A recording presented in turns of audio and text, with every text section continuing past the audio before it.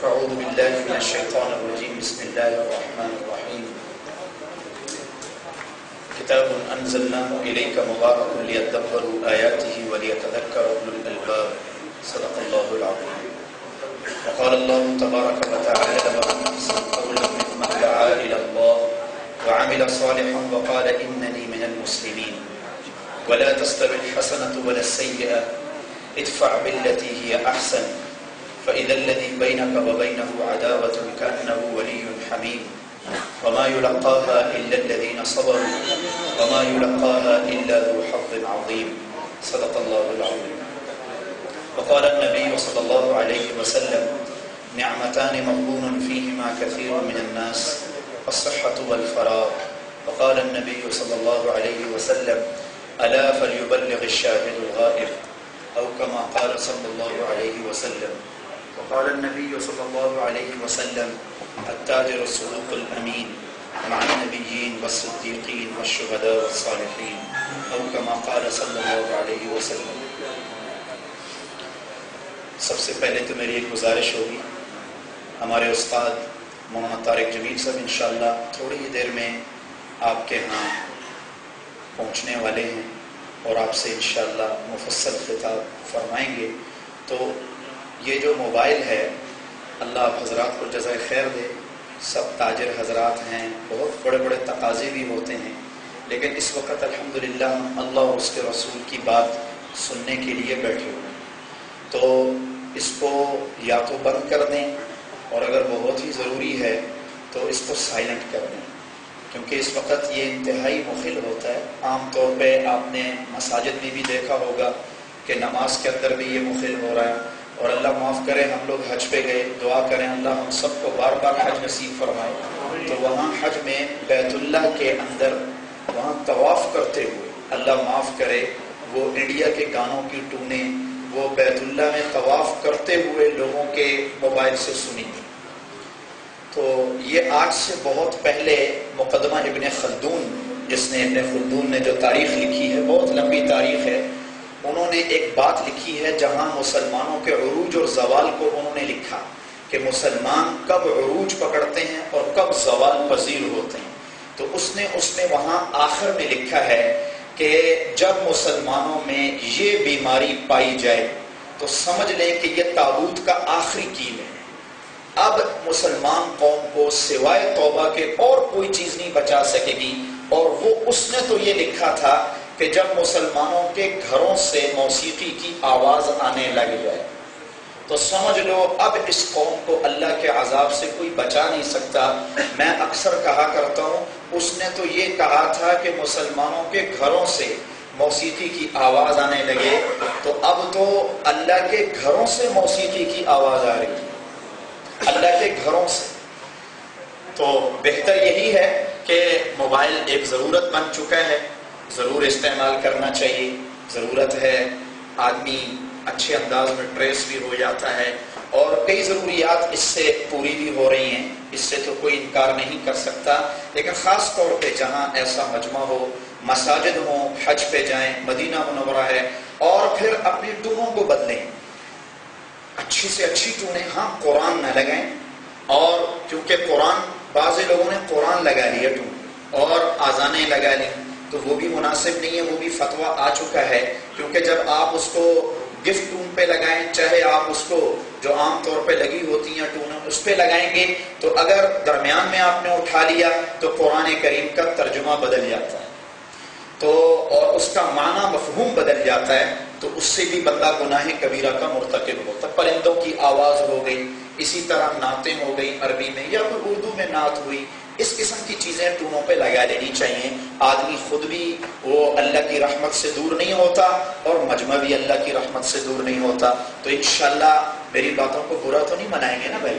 تو ضرور ذرا مولانا کے بیان میں بھی اس بات کا خیال رکھا جائے. یقین کریں کہ پورے بیان میں سب کا ذہن ہی بدل جاتا ہے. بات کرنے والے کا جو ایک وہ چل رہی ہوتی ہے، ایک ترتیب، ایک ردم چل رہا ہوتا ہے، وہ بھی ختم ہو جاتا ہے. وہ جوش، وہ جذبہ، وہ سب کچھ ختم ہو جاتا ہے اور بالکل ذہن دوسری طرف چل پڑتا ہے. انسان کمزور ہے ہر اعتبار سے.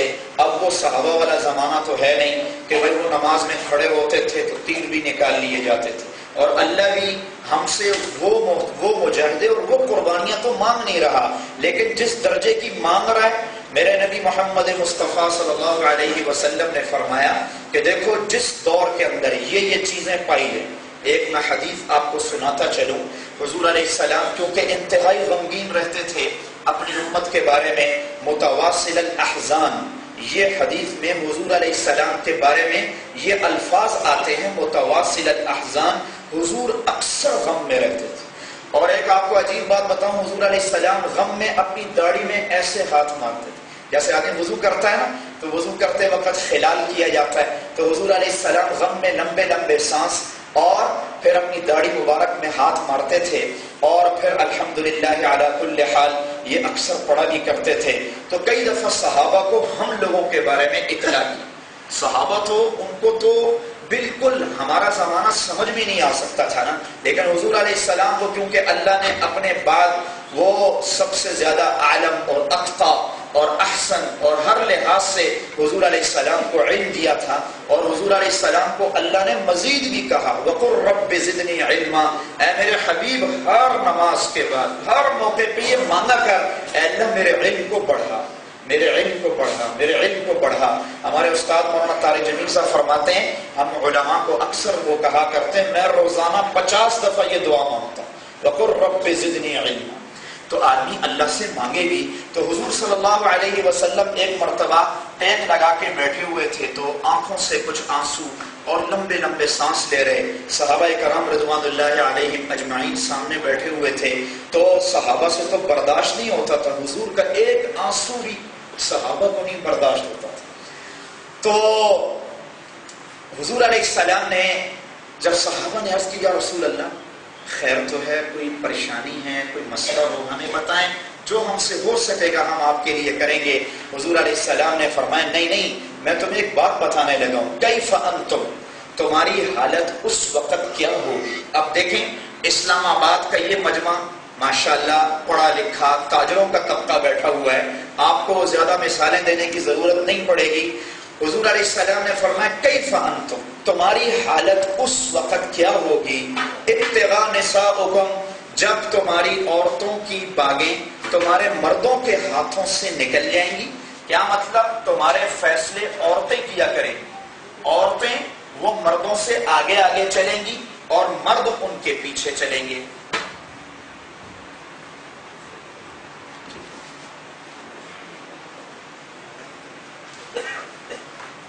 اور گھر میں مرد جو ہے وہ ماں کے تیور بعد میں دیکھے گا، بیوی کے تیور پہلے دیکھے گا۔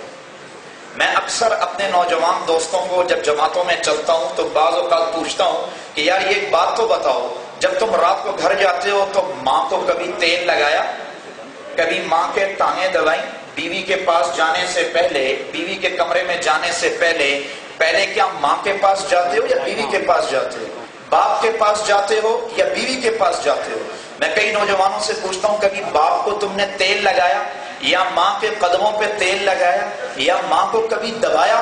تو وہ آگے سے مسکرانے لگتے ہیں اور وہ نوجوان کہتے ہیں مولوی صاحب آپ عجیب بات کر رہے ہیں، باپ کو تیل لگاتے ہوئے شرم آتی ہے۔